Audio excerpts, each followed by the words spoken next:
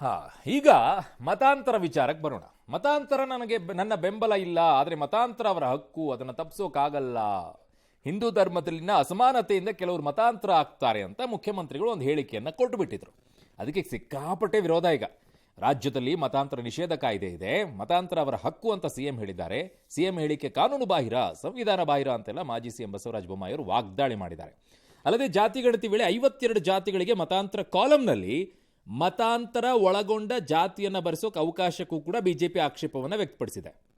ಸಾಮಾಜಿಕ ಶೈಕ್ಷಣಿಕ ಸಮೀಕ್ಷೆಯ ಜಾತಿ ಪಟ್ಟಿಯಲ್ಲಿ ಕ್ರಿಶ್ಚಿಯನ್ಗೆ ಮತಾಂತರವಾದ ಹಿಂದುಳಿದ ವರ್ಗದವರಿಗೆ ಪ್ರತ್ಯೇಕ ಕಾಲಮ್ ಅನ್ನು ಕೊಟ್ಟಿದ್ದಾರೆ. ಅದೇನು ಅಂತಂದ್ರೆ 52 ಜಾತಿಯ ಹೆಸರಿನ ಬಗ್ಗೆ ಆಕ್ಷೇಪ ಇದೆ. ಆಕ್ಷೇಪಾರ್ಹ ಜಾತಿಗಳ ಹೆಸರನ್ನ ಕೈಬಿಟ್ಟು ಸಮೀಕ್ಷೆ ನಡೆಸಬೇಕು ಅಂತ ಒತ್ತಾಯ. ನೋಡಿ, ಅರ್ಥ ಮಾಡ್ಕೊಳ್ಳಿ.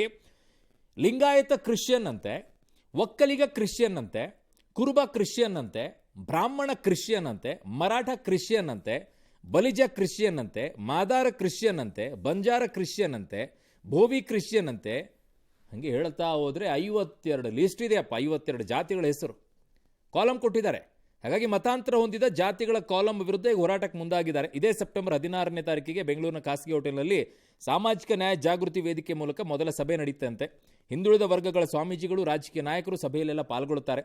ಬೆಂಗಳೂರು ಸಭೆ ಬಳಿಕ ರಾಜ್ಯದ 10 ಕಡೆಗಳಲ್ಲೂ ಕೂಡ ವಿವಿಧ ಸ್ವಾಮೀಜಿಗಳು, ರಾಜಕೀಯ ಸಾಮಾಜಿಕ ನಾಯಕರ ಸಭೆಗೆ ಪ್ಲಾನ್ ಏನೋ ಮಾಡ್ಕೊಂಡಿದ್ದಾರಂತೆ. ಜೀನಿ ಸ್ಲಿಮ್ ರೆಫರ್ ಮಾಡ್ಬೇಕಾದ್ರೆ ಕಾರಣ ಏನಂದ್ರೆ ವೇಟ್ ಲಾಸ್ ಸಲುವಾಗಿ ನನ್ ಬಾಳ ಜನ ಕೇಳಿದ್ರು. ಫಸ್ಟ್ ನಾನ್ ತಗೊಂಡು ನನಗೆ ರಿಸಲ್ಟ್ ಬಂದ್ಮೇಲೆ ಆಮೇಲೆ ನಾನು ಜೀನಿ ಸ್ಲಿಮ್ ಇನ್ನೊಬ್ಬರಿಗೆ ಪ್ರಿಪೇರ್ ಮಾಡಿದ್. ಸುಸ್ತಾಗೋದು ಕಡಿಮೆ ಆಯ್ತು, ವೀಕ್ನೆಸ್ ಅದು ಏನೂ ಇಲ್ಲ, ಪೂರಾ ಹೆಲ್ದಿ ಅದೇನಿ. ವೇಟ್ ಜಾಸ್ತಿ ಇರೋರಲ್ಲಿ ಏನೇ ಡೌಟ್ ಇಲ್ಲದೆ 100% ಬಳಸಬಹುದು. ಪ್ರತಿದಿನ ನಮ್ಮ ಜೀನಿ ಸ್ಲಿಮ್ ನ ಯೂಸ್ ಮಾಡಿ ಯಾವುದೇ ಸೈಡ್ ಎಫೆಕ್ಟ್ ಇಲ್ದಂಗೆ ನೀವು ಸಣ್ಣ ಆಗ್ತೀರಾ. ಈಗ ನಾನು ಹಿಂದೂ ಮುಸಲ್ಮಾನ್ಗೆ ಕನ್ವರ್ಟ್ ಆಗಿದ್ದೀನಿ ಅಂತ ಇಟ್ಕೊಳ್ಳೋಣ, ನಾನು ಆಗಲ್ಲ. ಉದಾಹರಣೆಗೆ ಹೇಳ್ತಾ ಇರೋದು ಹಂಗೆ ಕನ್ವರ್ಷನ್ ಆಗೋದು ಬೇಡ ಅಂತ ಹೇಳಿದ್ರು ಕೂಡ ನಮ್ಮ ಸಮಾಜದಲ್ಲಿ, ಹಿಂದೂ ಸಮಾಜದಲ್ಲಿ ಎಲ್ಲರೂ ಸಮಾನತೆ ಇದ್ದಿದ್ರೆ ಯಾಕೆ ಕನ್ವರ್ಷನ್ ಆಗ್ತಾರೆ? ಮುಸ್ಲಿಂ ಕ್ರಿಶ್ಚಿಯನ್ ಅಲ್ಲೂ ಇದೆ ಅಂತ ಹೇಳಿ, ಮುಸಲ್ಮಾನ್ ಧರ್ಮದಲ್ಲರೂ ಇರಲಿ, ಕ್ರಿಶ್ಚಿಯನ್ ಧರ್ಮದಲ್ಲರೂ ಇರಲಿ, ಕನ್ವರ್ಷನ್ ಆಗಿರ್ತಾರೆ. ಇಟ್ ಈಸ್ ದೇರ್ ರೈಟ್ ಅಲ್ವಾ? ಸಂವಿಧಾನದಲ್ಲಿ ಕೇವಲ 6 ಧರ್ಮಗಳಿದ್ದಾವೆ. ಆ 6 ಧರ್ಮ ಬಿಟ್ಟರೆ ಇನ್ಯಾವುದೂ ಧರ್ಮ ಬರೆಯೋಕ್ಕಾಗೋದಿಲ್ಲ. ಕರ್ನಾಟಕದಲ್ಲಿ ಒಂದು ಹೊಸದು ಪ್ರಾರಂಭ ಮಾಡಿದ್ದಾರೆ, ಕನ್ವರ್ಟೆಡ್ ಕ್ರಿಶ್ಚಿಯನ್ ಅಂತ. ಅದೊಂದು ಧರ್ಮದ ರೀತಿಯಲ್ಲಿ ಒಂದು ಕಾಲಮ್ ಕ್ರಿಯೇಟ್ ಮಾಡಿದ್ದಾರೆ. ಇದು ಸಂವಿಧಾನ ಬಾಹಿರ, ಕಾನೂನು ಬಾಹಿರ, ರಾಜಕೀಯ ಪ್ರೇರಿತವಾಗಿದೆ. ಕನ್ವರ್ಷನ್ ಈ ಕಡೆಯೂ ಆಗಿರ್ತದೆ, ಆ ಕಡೆಯೂ ಆಗಿರ್ತದೆ. ಆದರೆ ಕೇವಲ ಕ್ರಿಶ್ಚಿಯನ್ ಕನ್ವರ್ಷನ್ಗೆ ಯಾಕೆ ಇವರು ಒತ್ತು ಕೊಡ್ತಾ ಇದ್ದಾರೆ? ಕನ್ವರ್ಷನ್ ಆದವರು ಸಾಕಷ್ಟು ಜನ ವಾಪಸ್ ಬಂದಿದ್ದಾರೆ. ಕನ್ವರ್ಷನ್ ಮೇಲೇ ಇವತ್ತು ಹಲವಾರು ಪ್ರಶ್ನೆಗಳಿದೆ. ಕನ್ವರ್ಷನ್ ವಿರುದ್ಧ ಕಾನೂನನ್ನು ನಮ್ಮ ಸರ್ಕಾರ ಮಾಡಿತ್ತು. ಯಾರು ಹೇಳಿದ್ರು ಇವ್ರಿಗೆ ಕನ್ವರ್ಷನ್ ಮಾಡಬೇಕು ಅಂತ? ಯಾವ ಕಾನೂನಲ್ಲಿದೆ? ಯಾವ ಸಂವಿಧಾನದಲ್ಲಿದೆ? ಯಾರು ಇದನ್ನು ಕೊಟ್ಟರು? ಯಾವ ಕಾನೂನಲ್ಲಿ ಅವಕಾಶ ಇದೆ ಹೇಳಿ? ಕುರುಬ ಕ್ರಿಶ್ಚಿಯನ್, ಗೌಡ ಕ್ರಿಶ್ಚಿಯನ್, ಬ್ರಾಹ್ಮಣ ಕ್ರಿಶ್ಚಿಯನ್ ಅಂತ ಹಾಕೊಳ್ಳಿಕ್ಕೆ ಯಾವ ಕಾನೂನಲ್ಲಿ ಅವಕಾಶ ಇದೆ? ಯಾವುದಕ್ಕೆ ಅವಕಾಶ ಇಲ್ಲ ಅದನ್ನು ಅವಕಾಶ ಮಾಡಿಕೊಡ್ತೀನಿ ಅಂತ ಆಯೋಗ ಹೇಳ್ತಿರಲ್ಲ. ಯಾವ ಮಹಾನ್ ಬರೋ ಆಯೋಗ ಅಂತ ನನಗೂ ಗೊತ್ತಿಲ್ಲ. ಭಾರತ ಸರ್ಕಾರ ಕ್ಯಾಸ್ಟ್ ಸೆನ್ಸಸ್ ಅನ್ನು ಮಾಡ್ಲಿಕ್ಕೆ ಕೊಟ್ಟಿದ್ದಾರೆ. ಜನಗಣತಿಯ ಜೊತೆಯಲ್ಲೇನೆ ಜಾತಿ ಗಣತಿಯನ್ನು ಮಾಡ್ತಿದ್ದಾರೆ. ಇವ್ರಿಗೆ ಅಧಿಕಾರ ಇಲ್ದರೂ ಮಾಡ್ತೀನಿ ಅಂತ ಹೇಳ್ತಿದ್ದಾರೆ. ಸಮಾಜದಲ್ಲಿ ಗೊಂದಲ ನಿರ್ಮಾಣ ಮಾಡುವಂಥದ್ದು, ಸಮಸ್ಯೆಗಳನ್ನು ನಿರ್ಮಾಣ ಮಾಡೋ ಸರ್ಕಾರಗಳು ಏನಾರ ಇಡೀ ದೇಶದಲ್ಲಿ ಏನಾರು ಇದ್ರೆ ಇದು ಸಿದ್ದರಾಮಯ್ಯನವರ ಸರ್ಕಾರ ಅಂತ ಬಹಳ ಸ್ಪಷ್ಟವಾಗಿ. ಇದರ ಅವಶ್ಯಕತೆ ಏನಿತ್ತು ಮತ್ತು ಇದರಿಂದ ಏನು ಸಾಧಿಸ್ಲಿಕ್ಕೆ ಹೊರಡ್ತಾ ಇದ್ದಾರೆ? ಇದೇ ನಾವು ವಿನೂತನ ಮತ್ತು ಹೊಸ ರೀತಿಯಲ್ಲಿ ನಾವು ಮಾಡ್ತೀವಿ ಅಂತ ಹೇಳೋದು. ಹೊಸ ಧರ್ಮವನ್ನು ಹುಟ್ಟು ಹಾಕ್ತಾ ಇದ್ದಾರೆ. ಹಿಂದೂ ಮುಸ್ಲಿಂ ಧರ್ಮ ಪ್ಲಸ್ ಹಿಂದೂ ಕ್ರಿಶ್ಚಿಯನ್ ಧರ್ಮ, ಇದು ಹೊಸ ಧರ್ಮ ಏನೋ ಹುಟ್ಟುವಂತ ಕೆಲಸಕ್ಕೆ ಏನಾದ್ರು ಕನ್ವರ್ಟ್ ಆಗಿದ್ರೆ ಅದನ್ನ ಹೇಳಬೇಕು. ನಂಗೆ ಇದರಲ್ಲಿ ತುಂಬಾ ತಮಾಷೆ ಕಾಡೋದು ಏನ್ ಗೊತ್ತಾ? ಇದರಲ್ಲಿ ಇಷ್ಟು ದಿನ ಹಿಂದೂ ಧರ್ಮದಲ್ಲಿ ಜಾತಿಗಳನ್ನ ಹಾಕಿ ಗೋಜಲಬಿಸಿ ಹಿಂದೂಗಳನ್ನೆಲ್ಲ ಒಡೆದಾಕ್ಬಿಟ್ರು. ಈ ಕ್ರಿಶ್ಚಿಯನ್ ಅನ್ನು ಕೂಡ ಇರೋದೇ ಅವರಲ್ಲಿ 2. ಅವುಗಳನ್ನ ಮತ್ತೆ ಅದರಲ್ಲಿ ಸಪರೇಟ್ ಆಗಿ ಕುರುಬ ಅವು ಇವು ಎಲ್ಲ ತಂದಿಟ್ಬಿಟ್ಟು ಅವನು ಹಂಗೆ ಚಿತ್ರಾನ್ನ ಮಾಡಿಡಿ. ಇನ್ನು ಮುಸ್ಲಿಮರ ವಿಚಾರದಲ್ಲಿ ಅವರನ್ನು ಹಿಂಗೆ ತಗೊಂಡು ಬನ್ನಿ. ಇದೆಲ್ಲ ಮಾಡಿದ್ರಲ್ಲ ಈಗ. ಕುರುಬ ಕ್ರಿಶ್ಚಿಯನು, ಒಕ್ಕಲಿಗ ಕ್ರಿಶ್ಚಿಯನು, ಅದ್ಯಾಕೆ ಕುರುಬ ಮುಸ್ಲಿಮು, ಒಕ್ಕಲಿಗ ಮುಸ್ಲಿಮು ಯಾಕೆ ಮಾಡಿಲ್ಲ? ಯಾಕೆ ಕನ್ವರ್ಟ್ ಆದವ್ರು ಇಲ್ವಾ ಅಲ್ಲಿಗೆ? ಅನೇಕ ಹೆಣ್ಮಕ್ಳೆಲ್ಲ ಮದುವೆ ಆಗೋದ್ರಲ್ಲ, ಅವರನ್ನು ಹಂಗೆ ಸೇರಿಸಿ ಅವರನ್ನು ಯಾಕೆ ಮಾಡಲ್ಲ? ಅದರಲ್ಲಿ ಬರೀ ಕ್ರಿಶ್ಚಿಯನ್ ಯಾಕೆ ಇಟ್ಕೊಂಡ್ರಿ? ಯಾರು ಒತ್ತಾಯಕ್ಕಿದು? ಏನು ಆಸೆ? ನೋಡಿ ದಿವ್ಯಾ, ಈ ವಿಚಾರದಲ್ಲಿ ನಿಜವಾಗಿಯೂ ಕೂಡ ಸಾಮಾಜಿಕವಾಗಿ ಕಳಕಳಿ ಇದ್ದು ಆ ಜಾತಿಗಳಿಗೆ ಮಾನ್ಯತೆಯನ್ನು ಕೊಡಬೇಕು, ಆ ಜಾತಿಗಳಿಗೆ ನಿಜವಾದಂತಹ ಬೆಲೆಯನ್ನು ಕೊಡಬೇಕು, ಆ ಜಾತಿಗಳಿಗೆ ಆರ್ಥಿಕವಾಗಿ ಶೈಕ್ಷಣಿಕವಾಗಿ ಅವರಿಗೆ ಕೊಡಬೇಕು, ಅವ್ರನ್ನ ಮೇಲೆತ್ತಬೇಕು ಅನ್ನುವಂಥ ಉದ್ದೇಶ ಮಾನ್ಯ ಮುಖ್ಯಮಂತ್ರಿಗಳಿಗೆ ಇದ್ದಿದ್ದೇ. ಆದರೆ ಮಾನ್ಯ ಮುಖ್ಯಮಂತ್ರಿಗಳೇ, ನಿಮಗಿದ್ದಿದ್ದೇ ಆಗಿದ್ದಿದ್ರೆ 2013ರಿಂದ 2025 2 ಟರ್ಮ್ ನಿಮ್ಗೆ ಅವಕಾಶ ಸಿಕ್ಕಾಗ ನೀವು ಮಾಡಬಹುದಾಗಿತ್ತು. ನಿಮ್ಗೆ ಅವಕಾಶ ಇತ್ತು, ಹಾಗಿದ್ರೆ ಅವ್ರನ್ನ ಈಗಲೂ ತುಳಿದದ್ದು ಯಾರು? ಇದೆ, ಇವ್ರಾ? ಈಗಲೂ ಇದೆ. ಉದ್ದೇಶ ಇಲ್ಲ, ಬೇಕಾಗಿಲ್ಲ. ಅವರಿಗೆ ಪ್ರಮುಖವಾಗಿ ಕೆಲ ರಾಜಕಾರಣಿಗಳಿಗೆ ಒಂದಿಷ್ಟು ಅಸ್ತ್ರ ಇರುತ್ತೆ ದಿವ್ಯಾ, ಕೆಲವು ಅಸ್ತ್ರಗಳು. ಆ ಅಸ್ತ್ರಗಳನ್ನ ಯಾವಾಗ ಯಾವಾಗ ಪ್ರಯೋಗ ಮಾಡ್ತಾರೆ ಅಂತಂದ್ರೆ ಅವ್ರ ಮೇಲೆ ಏನೋ ಒಂದು ಪ್ರಹಾರ ಆಗ್ತಾ ಇದೆ ಅಂತಂದಾಗ ಇದನ್ನೊಂದು ಬಿಡ್ತಾ ಇರೋದು ಹಿಂಗೆ. ಹಿಂದೆ ಎಲ್ಲ ಮಹಾಭಾರತ ರಾಮಾಯಣದಲ್ಲಿ ನೋಡ್ತಾ ಇದ್ವಲ್ಲ, ಅವ್ನು ಆ ಬಾಣ ಬಿಟ್ಟರೆ ನಾವು ಈ ಬಾಣ ಬಿಡ್ತೀವಿ ಅಂತ ಹೇಳಿ ನಾವು ಓದಿದ್ರಲ್ಲಿ ನೋಡಿದೀವಿ ಅದನ್ನ. ಇಲ್ಲಿ ಅವಾಗವಾಗ ನೋಡ್ತಾ ಇರ್ತೀರ ನೀವು, ಮಾನ್ಯ ಮುಖ್ಯಮಂತ್ರಿ ನಾನು ಹಿಂದೂ ಅಂತ ಕೆಲವು ಸ್ಟೇಟ್ಮೆಂಟ್ ಕೊಡ್ತಾರೆ, ನಾನು ರಾಮ ಮಂದಿರ ಕಟ್ಟಿದ್ದೀನಿ ರೀ ನಮ್ಮೂರಲ್ಲಿ ಅಂತ ಅವಾಗ ಬಿಡ್ತಾರೆ. ಇನ್ಯಾವುದು ಅತಿ ದೊಡ್ಡದಾಗಿ ಅಂದಾಗ ಈ ಜಾತಿದು ಬಿಡೋದು. ಅವತ್ತು 200 ಕೋಟಿ ಖರ್ಚು ಮಾಡಿಸಿದ್ರಿ 10 ವರ್ಷಗಳ ಹಿಂದೆ, ಇವತ್ತು ಮತ್ತೆ 400 ಕೋಟಿ ಖರ್ಚು ಮಾಡಿಸ್ತಾ ಇದ್ದೀರಾ. ಉದ್ದೇಶ ಏನು? ನ್ಯಾಯ ಕೊಡಿಸೋದಾ ಅಥವಾ ಗೋಜಲಿಡಿಸೋದಾ? ನನಗಿರೋದು ಇಷ್ಟೇ ಪ್ರಶ್ನೆ ಮಾನ್ಯ ಮುಖ್ಯಮಂತ್ರಿಗಳೇ. ಒಕ್ಕಲಿಗ ಕ್ರಿಶ್ಚಿಯನ್ನು ಕುರುಬ ಕ್ರಿಶ್ಚಿಯನ್ ಅಂತ ಮಾಡ್ತಾ ಇದ್ದೀರಲ್ವಾ, ಓಕೆ. ಕುರುಬ ಕ್ರಿಶ್ಚಿಯನ್ನು ಅದನ್ನೇ ತಗೊಳ್ಳೋಣ. ಈಗ ಕುರುಬ ಕ್ರಿಶ್ಚಿಯನ್ನು, ನಾಳೆ ಕುರುಬ ಒಬ್ಬ ವಿದ್ಯಾರ್ಥಿ ಬಂದು ಅವನ ಅಪ್ಲಿಕೇಶನ್ ಹಾಕಿದ್ರೆ ಅವನನ್ನು ಕುರುಬ ಅಂತ ಕನ್ಸಿಡರ್ ಮಾಡ್ತೀರಾ, ಕ್ರಿಶ್ಚಿಯನ್ ಅಂತ ಕನ್ಸಿಡರ್ ಮಾಡ್ತೀರಾ? ಅವನು ಹಿಂದುಳಿದ ವರ್ಗ ಅಂತ ನೋಡ್ತೀರಾ ಅಥವಾ ಮೈನಾರಿಟಿ ಅಂತ ನೋಡ್ತೀರಾ? ಯಾವುದನ್ನ ನೋಡ್ತೀರಾ? ನಾಳೆ ಅವನಿಗೆ ಸರ್ಕಾರಿ ಕೆಲಸ ಸಿಗತ್ತೆ. ನಿಮ್ಮ ಸರ್ಕಾರಿ ನಿಯಮಗಳ ಪ್ರಕಾರ ಅವನಿಗಿರುವಂಥದ್ದು ಕುರುಬದ ವಿಚಾರದಲ್ಲಿ ಹಿಂದುಳಿದ ವರ್ಗಗಳಲ್ಲಿ ಕ್ಯಾಟಗರಿ ಬರುತ್ತೆ. ಯಾವ ಕ್ಯಾಟಗರಿಯಲ್ಲಿ ಕೊಡ್ತೀರಾ ಅವನಿಗೆ ಕೆಲಸ? ಮೈನಾರಿಟಿ ಅಲ್ಲ, ಯಾವುದ್ರಲ್ಲಿ ಕೊಡ್ತೀರಾ?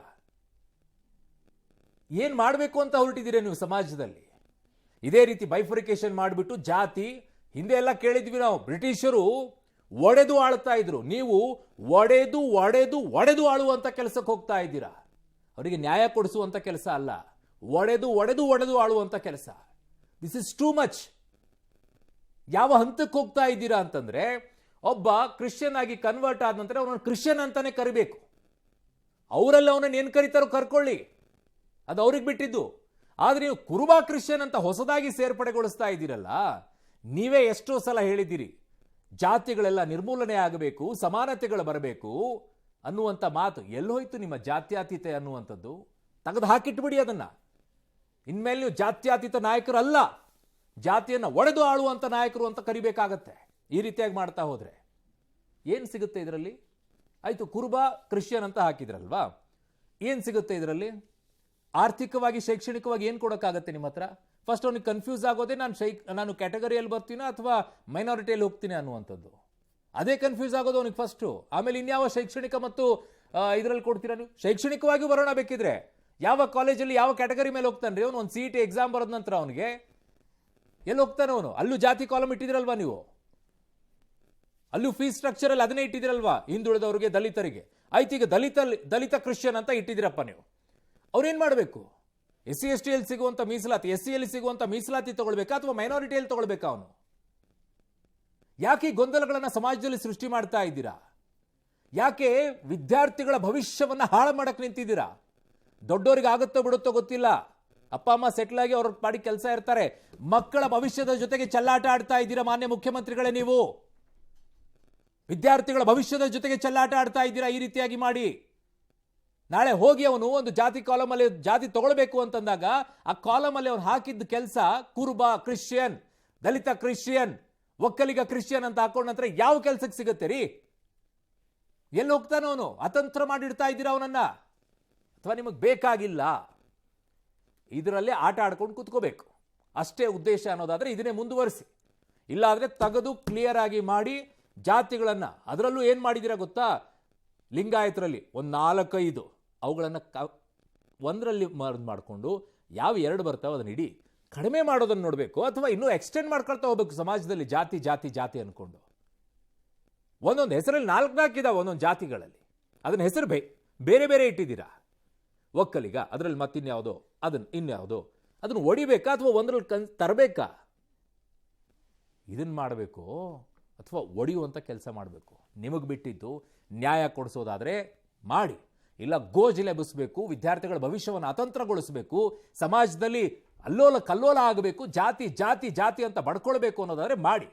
ಬಸವಣ್ಣನವ್ರ ಮಾತುಗಳನ್ನು ಹೇಳ್ತೀರಾ ಪದೇ ಪದೇ ಪದೇ. ಮಾಡುವಂಥ ಕೆಲಸ ಇದು. ಓಕೆ, ಇನ್ನು ಸಿದ್ದರಾಮಾನಂದ ಸ್ವಾಮೀಜಿ, ಸತೀಶ್ ಜಾರಕಿಹೊಳಿ, ಯತ್ನಾಳ್ ಕೂಡ ಈ ವಿಷಯವಾಗಿ ಮಾತನಾಡಿದ್ರು. ಏನು ಹೇಳಿದ್ರು ನೋಡೋಣ.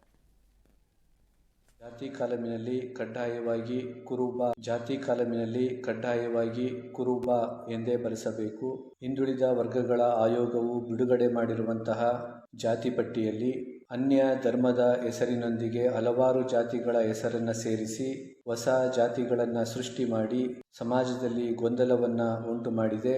ಮತಾಂತರಗೊಂಡು ಅನ್ಯ ಧರ್ಮವನ್ನು ಸ್ವೀಕರಿಸಿರುವಂತಹ ಜನಗಳು ತಮ್ಮ ಧರ್ಮದ ಹೆಸರನ್ನಷ್ಟೇ ಬರೆಸಲು ನಮ್ಮ ಅಭ್ಯಂತರ ಇರುವುದಿಲ್ಲ. ಆದರೆ ಜಾತಿಯ ಹೆಸರಿನೊಂದಿಗೆ ಅನ್ಯ ಧರ್ಮದ ಹೆಸರನ್ನು ಸೇರಿಸಿ ಬರೆಸುವ ಮೂಲಕ ಇಂತಹ ಕೃತ್ಯಗಳನ್ನು ನಾವು ಉಗ್ರವಾಗಿ ಖಂಡಿಸುತ್ತೇವೆ. ನೋಡೋಣ, ಅದಿನ್ನೂ ಟೈಮ್ ಇದೆ. ಮತ್ತು ಅದಕ್ಕೆ ತಿದ್ದುಪಡಿ ಮಾಡಲಿಕ್ಕೆ, ಬದಲಾವಣೆ ಮಾಡಲಿಕ್ಕೆ, ಸರಿ ಮಾಡಲಿಕ್ಕೆ ಅವಕಾಶ ಇದೆಯಲ್ಲ ಸರ್ಕಾರಕ್ಕೆ, ಇದೆ ಮಾಡ್ತೀವಿ. ಯಾವುದಾದ್ರು 10 ವರ್ಷ ಆದರೆ ಹೌದಿಲ್ಲ, ಮುಂಚೆ ಮಾಡಬೇಕಿತ್ತು. ನಮ್ಮ ಕಡೆಯಿಂದೆಲ್ಲ ಲೋಪ ಆಗಿದೆ. ಅದನ್ನು 10 ವರ್ಷಗಳಿಗೆ ಮಾಡಿದರೆ 11 ವರ್ಷ ಆಗಿದೆ. ಸೊ ಅದಕ್ಕೆ ಬೇಡ, ಇನ್ನೊಂದು ಸಾರಿ ಮಾಡೋಣ ಅಂತ ಹೊಸದಕ್ಕೆ ಮಾಡ್ತಾರೆ. ಯಾಕೆಂದ್ರೆ ಇಲ್ಲ, ಅದು ಬುದ್ಧಿ ಕಲಿಸ್ತಾರೆ. 2028ಕ್ಕೆ ಅವ್ರು ಮುಸ್ಲಿಮ್ ಮೊದಲೇ ಆಗತ್ತೆ ಹೇಳಿವಲ್ಲ, ಅದು ಆಗಲಿ. ಈಗ ಆಗ್ಯಾರ ಹೇಳ್ಯಾರಲ್ಲ, ಒಳ್ಳೆಯದು. ಮುಂದಿನ ಸಲ ಅವ್ರ ಇದು ಇನ್ನೊಂದಿದೆ ಕಾಯ್ದೆ ವಾಪಸ್ ವಿಚಾರಕ್ಕೆ, ಅದಕ್ಕೆ ಆಮೇಲೆ ಬರೋಣ. ಬಟ್ ಒಂದು ಪಾಯಿಂಟ್ ಹೇಳಬೇಕು ನಾನು ಇದರಲ್ಲಿ. ಏನು ಅಂದರೆ, ಅನೇಕ ದಲಿತ ಲೀಡರ್ಸ್ಗಳಿದ್ದಾರೆ. ಈಗ ನಾವು ದಲಿತರ ನಾಯಕರು ಅಂತ ಹೇಳಿಕೊಂಡು ಅನೇಕ ಲೀಡರ್ಸ್ಗಳಿದ್ದಾರೆ. ಅದರಲ್ಲಿ ಒಂದು 2-3 ಜನ ಬೌದ್ಧ ಧರ್ಮಕ್ಕೆ ಕನ್ವರ್ಟ್ ಆಗಿರೋರು ಇದ್ದಾರೆ. ಬೌದ್ಧ ಧರ್ಮಕ್ಕೆ ಕನ್ವರ್ಟ್ ಆಗಿಬಿಟ್ಟು ಇಲ್ಲಿ ನಾನು ದಲಿತ ನಾಯಕ ಅಂತ ಹೇಳ್ಬಿಟ್ಟು ಆ ಕೋಟಾದಡಿಯಲ್ಲಿ ನೀವು ರಾಜಕೀಯವಾಗಿ ಬೆನಿಫಿಟ್ ಅನ್ನು ಪಡ್ಕೊಳ್ತೀರಾ. ನಿಜವಾಗಿಯೂ ದಲಿತರಿಗೆ ಅನ್ಯಾಯ ಮಾಡ್ತಾ ಇರೋದು ನೀವು. ಬೌದ್ಧ ಧರ್ಮಕ್ಕೆ ಕನ್ವರ್ಟ್ ಆಗಿ ನೀವು ಎಲ್ಲಿ ತಗೊಳ್ಬೇಕಾಗಿತ್ತು, ಮೈನಾರಿಟಿಯಲ್ಲಿ ತಗೋಬೇಕಾಗಿದ್ದು ನೀವು. ಆದರೆ ನಿಮಗೆ ಲಾಭ ಎಲ್ಲಿ ಸಿಗುತ್ತೆ, ದಲಿತರಲ್ಲಿ ಸಿಗುತ್ತೆ ಅಂತ ಹೇಳ್ಬಿಟ್ಟು ದಲಿತ ಕೋಟಾದಲ್ಲಿ ತಗೊಳ್ಳೋದು ನೀವು. ಚೆನ್ನಾಗಿದೆ, ಸವಲತ್ತು ಇದ್ರಲ್ಲಿ ಬೇಕು, ಸವಲತ್ತು ಎಲ್ಲಿ ಬೇಕು ಅಲ್ಲಿ ತಗೊಳ್ಳೋದು, ನನಗೆ ಅಲ್ಲಿ ತಗೊಳ್ಳೋದು ಅಂತೇಳಿ ಧರ್ಮ ಅದನ್ನು ಬದಲಾವಣೆ ಮಾಡೋದು, ಬೌದ್ಧ ಧರ್ಮಕ್ಕೆ ಹೋಗೋದಂತೆ. ಆಮೇಲೆ ಪಾಪ ಇಲ್ಲಿ ದಲಿತರಿಗೆ ಸಿಗಬೇಕಾಗಿರೋ ಬೆನಿಫಿಟ್ಗಳನ್ನು ಅನೇಕ ಲೀಡರ್ಸ್ಗಳು ದಲಿತರಲ್ಲೇ ಇದ್ದು ಹೋರಾಟ ಮಾಡ್ಕೊಂಡು ಬಂದಿರುವಂಥವ್ರಿಗೆ ಅವ್ರಿಗೆ ಸಿಗೋದಿಲ್ಲ. ನೀವು ಆ ಕಡೆ ಕನ್ವರ್ಟ್ ಆಗಿಬಿಟ್ಟು ಈ ಕಡೆಗೆ ತಗೊಳ್ತಾ ಇರೋದು ಚೆನ್ನಾಗಿದೆ. ಕೆಲವು ದಲಿತ ಲೀಡರ್ಸ್ಗಳ ವಿಚಾರದಲ್ಲಿ ಹೇಳ್ತಾ ಇದ್ದೀನಿ ನಾನು, ಯಾರ್ಯಾರು ಆ ಥರ ಕನ್ವರ್ಟ್ ಆಗಿ ಈ ಥರ ಬೆನಿಫಿಟನ್ನು ತೆಗೆದುಕೊಳ್ತಾ ಇದ್ರಿ ಅಂತೇಳಿ. ಹಾಗೆ ಇಲ್ಲೂ ಮಾಡೋಕ್ಕೆ ಶುರು ಮಾಡಿದಿರ. ಈಗ ಕ್ರಿಶ್ಚಿಯನಿಗೆ ಕನ್ವರ್ಟ್ ಆಗಿಬಿಡೋದಂತೆ ಈಗಲೂ ನಡೀತಾ ಇದೆ. ಕ್ರಿಶ್ಚಿಯನಿಗೆ ಕನ್ವರ್ಟ್ ಆಗಿರುವಂಥವ್ರು ಅನೇಕ ಇದ್ದಾರೆ, ಅದರ ಬೆನಿಫಿಟ್ ತಗೊಳ್ತಾ ಇರುವಂಥದ್ದು ಈ ಕಡೆಗೆ, ಅಲ್ಲೂ ಇಲ್ಲೂ. ಅದನ್ನು ಕ್ಲೀನ್ ಮಾಡಿಬಿಟ್ಟು ಡೈವರ್ ಮಾಡಿಬಿಟ್ಟು ಯಾರಿಗೆ ನಿಜವಾಗಿ ಸಿಗಬೇಕಾಗಿದೆ ಅದನ್ನು ನೋಡಿ. ಇನ್ನು ಕರ್ನಾಟಕದಲ್ಲಿ ಮತಾಂತರ ನಿಷೇಧ ಕಾಯ್ದೆ ವಾಪಸ್ ಪಡೆಯುವ ಸುಳಿವನ್ನು ಸಿದ್ದರಾಮಯ್ಯನವರು ಕೊಟ್ಟರು ಅನ್ನೋ ಚರ್ಚೆ ಆಗಿದೆ. ಯಾಕಂದರೆ ಶಿವಾಜಿನಗರದಲ್ಲಿ ಒಂದು ಕಾರ್ಯಕ್ರಮ ನಡೀತು. ಮತಾಂತರ ನಿಷೇಧ ಕಾಯ್ದೆ ವಾಪಸ್ಗೆ ಕ್ರೈಸ್ತ ಸಮುದಾಯವರು ಮನೆ ಮಾಡಿದರು. ಸಿಎಂ ಸಿದ್ದರಾಮಯ್ಯನವರು ಸಕಾರಾತ್ಮಕವಾಗಿ ಸ್ಪಂದಿಸಿದ್ರಂತೆ. ಚೆನ್ನಾಗಿದೆಯಲ್ಲ, ಇನ್ನು ತೊಗೊಂಬಿಡಿ, ಯಾರ್ಯಾರಿಗೆ ಬೇಕೋ ಅವ್ರವ್ರ ಮತಾಂತರ ಆಗಲಿ. ಹೆಂಗಾದರೂ ಹೇಳಿದಾರಲ್ಲ, ಯಾರು ಮೊನ್ನೆ ಒಬ್ರು ಹೇಳಿದ್ರಲ್ಲ, ನಾನು ಮುಸ್ಲಿಂ ಧರ್ಮಕ್ಕೆ ಮತಾಂತರ ಆಗ್ತೀನಿ ಅಂತ ಹೇಳಿ.